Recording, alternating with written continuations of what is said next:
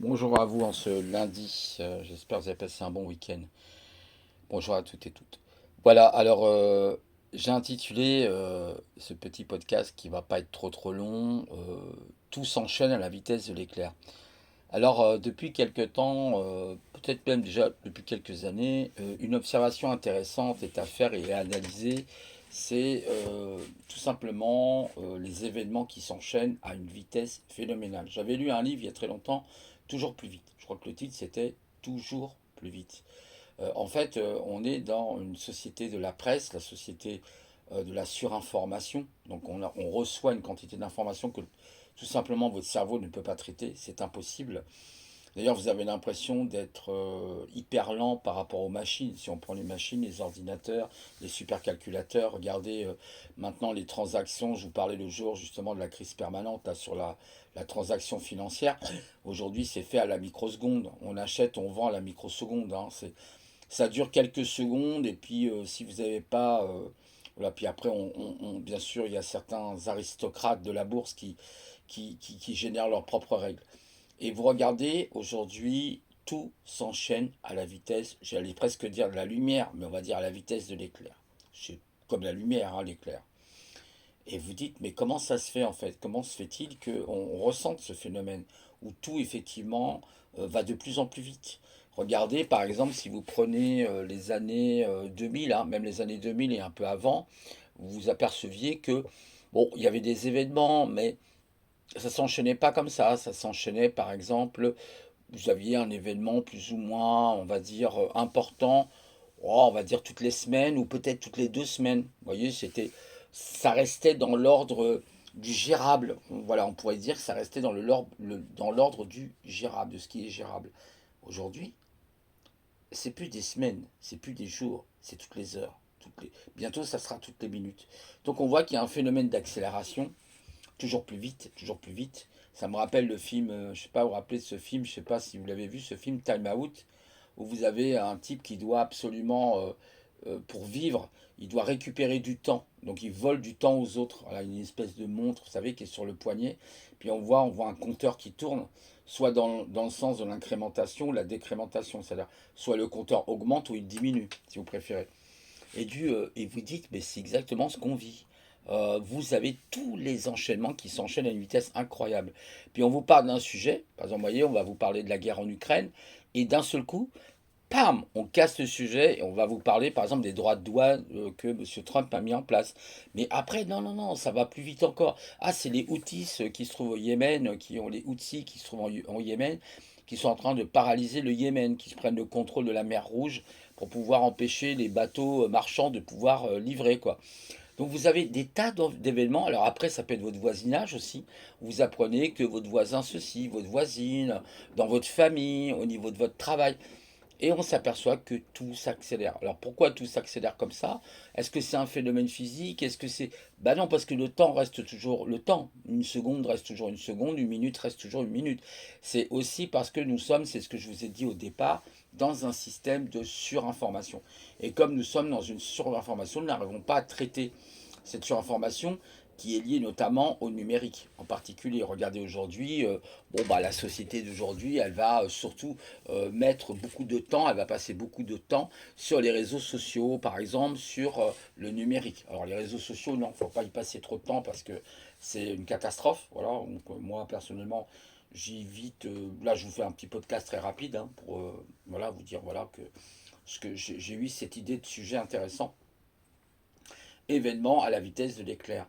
Et ça rappelle un petit peu la fin des temps. En fait, comme tout s'accélère, c'est pourquoi tout s'accélère, parce que c'est aussi une fin des temps, hein, je ne parle pas d'un temps ou des temps plutôt, et qui vont être la conclusion du Great Reset, si vous préférez, comme M. Clochois aime beaucoup le dire, mais peut-être à la manière, peut-être la manière dont laquelle on s'y attend pas. Peut-être qui sait, même l'IA prendra le contrôle, on ne sait pas, parce que là, ça, il y a Maxime, comment il s'appelle, Merques, je crois, Maxime Merques, qui est un spécialiste en IA, qui dit il faut faire un moratoire, il faut faire une pause, hein, parce que là, ça pue. Il a raison, je pense que ça pue de plus en plus. Les IA commencent à faire n'importe quoi maintenant, elles deviennent de plus en plus menteuses, elles mentent, elles trichent, donc ça devient compliqué. Là, vous savez, je vais vous donner un exemple, faites très attention à quelque chose, je voulais vous prévenir. vous mettent en garde, c'est ce qu'explique, c'est pas moi qui le dis, hein, c'est Maxime.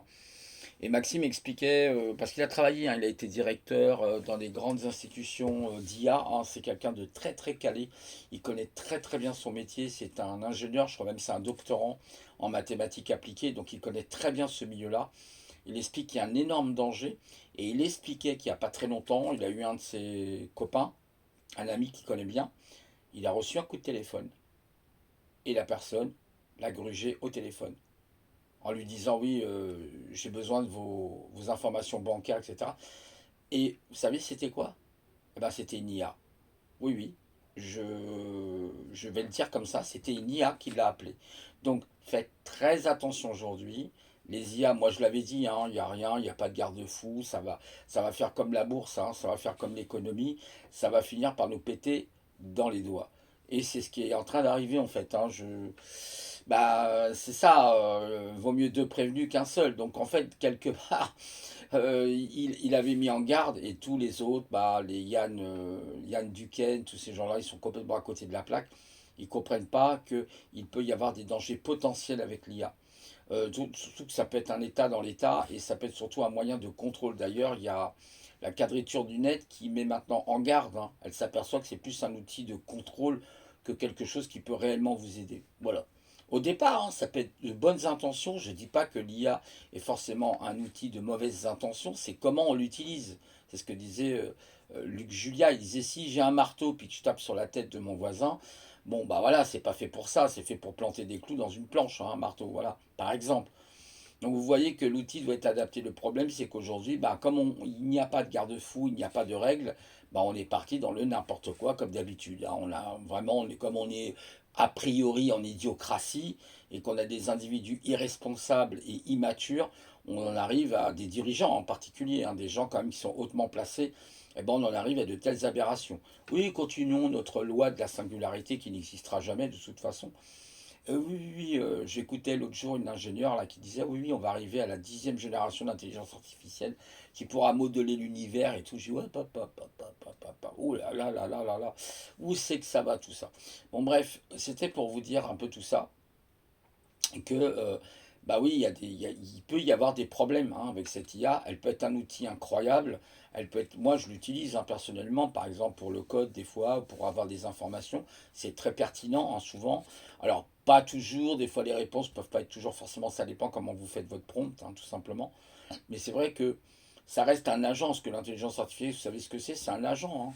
Tout simplement, c'est un avatar. Hein, c'est un agent avec des capteurs. Vous avez un capteur, un récepteur, vous avez une mise en pratique et vous avez un contexte. Et puis après, vous avez ce qu'on appelle l'état machine. C'est des machine learning, par exemple, c'est des machines qui vont apprendre par elles-mêmes. Elles vont même échanger des données, elles vont même échanger des langages. Et des fois, vous avez une intelligence, c'est ce que disait Maxime, qui peut en fabriquer une autre, plus intelligente. Voilà. Donc c'est pour ça que ça devient un petit peu inquiétant, on va dire. C'est ce qu'il a voulu expliquer. Il n'a pas voulu être pessimiste, mais il a dit attention, nous allons là où ça pourrait être notre extinction. Il a même parlé d'extinction humaine, ce qui n'est pas impossible. Aujourd'hui, vous entendez bien parler de robotique, de cyborg, où on va entendre parler aussi de transhumanisme. Donc vous voyez bien que ça prend disons, une fuite qui peut être dangereuse pour l'humanité, effectivement. Après, il ne faut pas forcément tomber dans une parano, mais il faut être effectivement prudent. C'est ce que dit d'ailleurs la quadrature du net. Donc voilà, aujourd'hui où c'est qu'on en est, sachant qu'en plus ils veulent mettre la monnaie électronique, hein, voilà, l'euro numérique. On ne sait pas comment ça va être planifié, tout ça, mais bon, moi j'ai pas trop confiance, hein, je vous l'avoue. Hein. Donc voilà, on en est arrivé là, on en est arrivé aujourd'hui où ça va mal se terminer, tout ça, voilà quoi. Donc pour dire simplement que tous les événements s'enchaînent à une vitesse très rapide.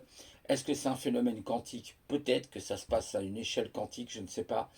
Peut-être des univers parallèles aussi, pourquoi pas. Il peut y avoir plusieurs hypothèses hein, qui peuvent être données, il faudrait voir ça aussi avec des physiciens quantiques, des physiciens qui s'intéressent au temps par exemple.